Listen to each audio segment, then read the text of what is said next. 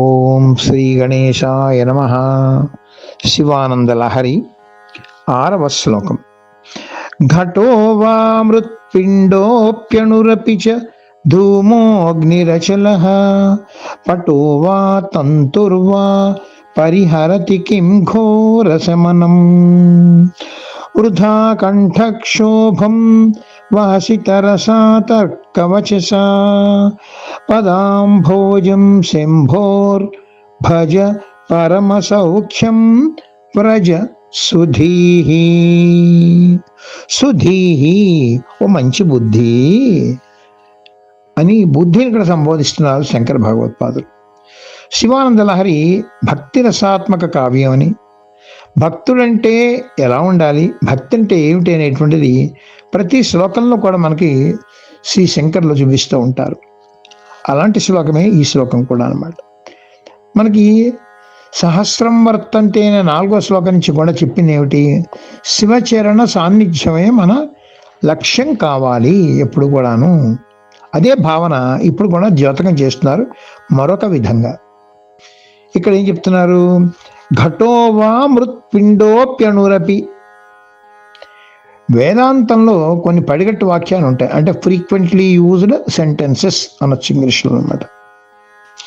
ఈ పడిగట్టు వాక్యాలు కొన్ని ఇక్కడేమో మనకి ఇక్కడ ఉటంకించారు శంకర భగవత్పాదులు. అంటే ఏంటి, కుండ మట్టి సాదృశ్యం అనమాట, పోలిక. మట్టి అంటూ లేకపోతే కొండ లేదు, మట్టి అంటూ ఉంటే ఆ కొండలు ఎన్ని రకాలుగా చేయొచ్చు, కానీ కొండ శాశ్వతం కాదు. మట్టి లేకపోతే కొండ లేదు, కానీ కొండ లేకపోయినా మట్టి అనేటువంటిది ఉంటుంది.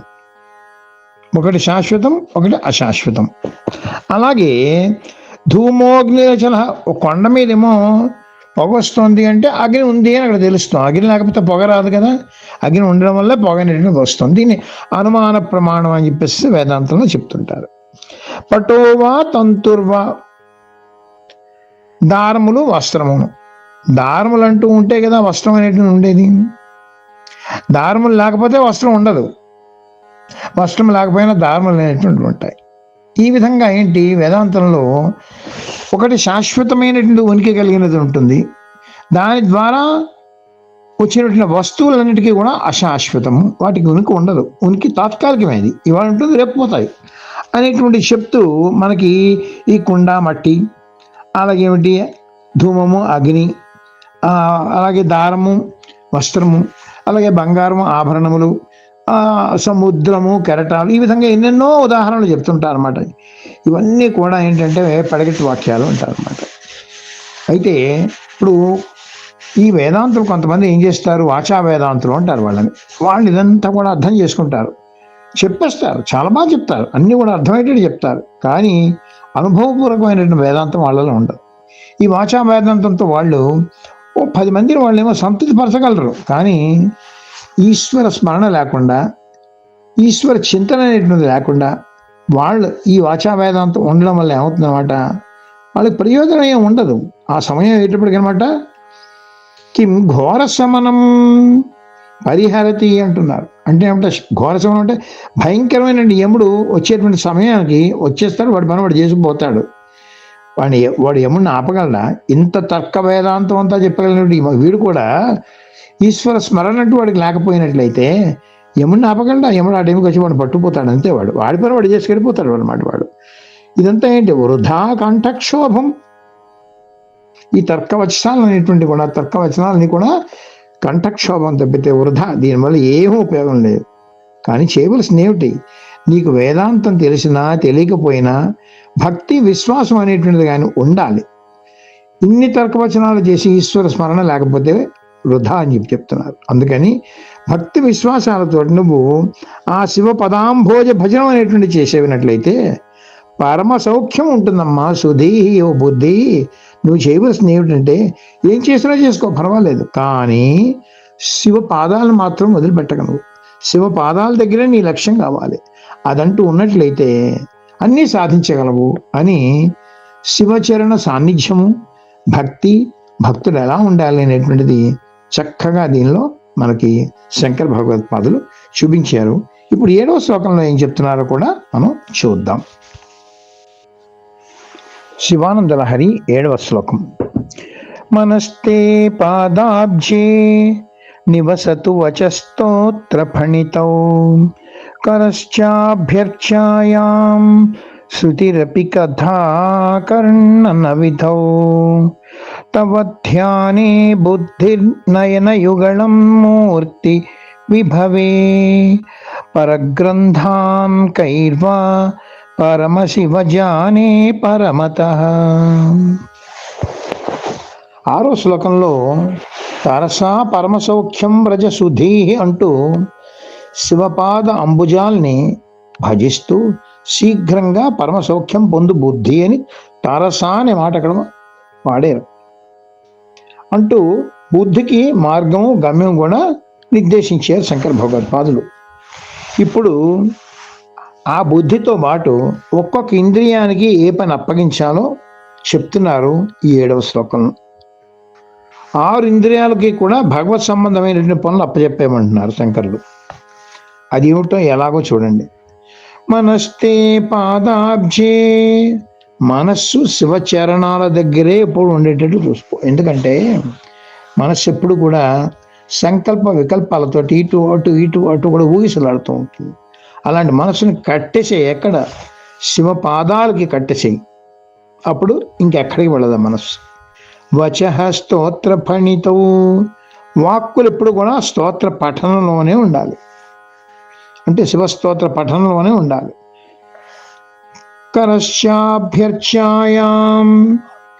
చేతులు శివార్చన ఎందే ఉండాలి, అంటే ఏ పని చేసేప్పటికి కూడా శివార్చనగానే భావిస్తూ చేయాలి. శృతిరపి కర్ణన విధౌ, చెవులు ఎప్పుడు కూడా శివగాథలు వినడంలోనే రమిస్తూ ఉండాలి. తవ ధ్యానే బుద్ధి, బుద్ధి శివధ్యానంలో ఎప్పుడూ ఉండాలి. మనం మెడిటేషన్ చేస్తుంటాం, ఆ ధ్యానంలో ఆ శివుడినో నీ ఇష్టదైవాన్ని ఎవరిలో ఉండి ధ్యానించుకుని అక్కడే ఆలంబరగా తీసుకో. అది నయనయుగళం మూర్తి విభవే, కళ్ళు ఎప్పుడు కూడా ఆయన దర్శనంలోనే ఉండాలి. నివసతు, స్థిరపడి ఉండాలట. ఈ విధంగా కళ్ళు ఎప్పుడు ఆయన దర్శనంలో అంటే ఏంటి, కళ్ళు మూసుకున్నా తెరిచినా కూడా ఆయనే మనకు కనబడాలన్నమాట. ఈ విధంగా 6 ఇంద్రియాలకి కూడా ఒక్కొక్క పైన అపచెప్పేసినట్లయితే అన్నీ కూడా శివుడి దగ్గర పడి ఉంటాయి. అతఃపరం కైర్వా పరగ్రంథాన్ జానే, ఈ విధంగా ప్రతి ఇంద్రియం కూడా నీలో నివసించి ఉన్నాక నీ కైంకర్యానికి వ్యతిరేక్తమైనటువంటి గ్రంథాలు కానీ లేకపోతే వేరే గ్రంథాలు కానీ పరిశీలిస్తూ కూర్చుని వృధా కాలక్షేపం చేయడం నాకెందుకయ్యా అదంతా కూడాను, నా మనస్సు ఇంద్రియాలన్నీ కూడా నీ చెంతనే నేను పెట్టేస్తాను. అప్పుడేమవుతుంది, ఈ ఇంద్రియాలకి సార్థకత చేకూరుతుంది. అది నేను తరించే మార్గం నాకు సుగమం చేస్తుంది. ఇదే భావన శ్రీ పోతన గారు కూడా భాగవతంలో చెప్పిన తీరు ఎంత రమ్యంగా ఉందో మనందరికీ తెలుసు కదా. ఆ పద్యం కూడా ఒక్కసారి చూద్దాం. కమలాక్షు నచ్చించు కర్ములు కర్ములు, శ్రీనాథు వర్ణించు జిహ్వ జిహ్వ, సురరక్షకుని చూచు చూడ్కులు చూడ్కులు, శేషసాయికి మృక్కు శిరము శిరము, విష్ణునా కర్ణించు వీణులు వీణులు, మధువైరిద విలిన మనము మనము, భగవంతు వలగొను పదములు పదములు, పురుషోత్తమును మీది బుద్ధి బుద్ధి అంటూ పోతన గారు కూడా ఇదే భావం చెప్పారన్నమాట. నీ ఇంద్రియాలన్నీ కూడా, అక్కడ ఆయన విష్ణువు గురించి చెప్పారు, ఇక్కడ శివుడు చెప్పాడు. శివాయ విష్ణు రూపాయ, అందరూ ఒకటే మనకి ఇక్కడ. ఈ విధంగా భాగవత మార్గం అంటే భగవన్మయ జీవనం అనేటువంటిది పోతన గారు తెలియజేశారు. ఆ భాగవత మార్గం అనేటువంటిది కూడా శంకర్లు కూడా ఇక్కడ ఈ శ్లోకంలో మనకి సూచించారన్నమాట. అందుకని ఆ శంకర భగవత్పాదులు చెప్పినట్టుగా మన ఇంద్రియాలన్నీ కూడా శివచరణ సాన్నిధ్యంలో ఉంచుతూ రమిస్తూ ఉందాం. తర్వాత ఏ దివ్య సందేశం ఇస్తున్నారో మళ్ళీ చూద్దాం. నమశివాభ్యాం. మన మోహనవాణి కార్యక్రమాలు మీకు నచ్చినట్లయితే వెంటనే ఒక లైక్ చేయండి, అలాగే కామెంట్ చేయండి, ఎక్కువ మందికి షేర్ చేయండి. సబ్స్క్రైబ్ చేసుకోకపోతే వెంటనే మన ఛానల్కి ఇప్పుడే సబ్స్క్రైబ్ చేసుకోండి. ధన్యవాదాలు.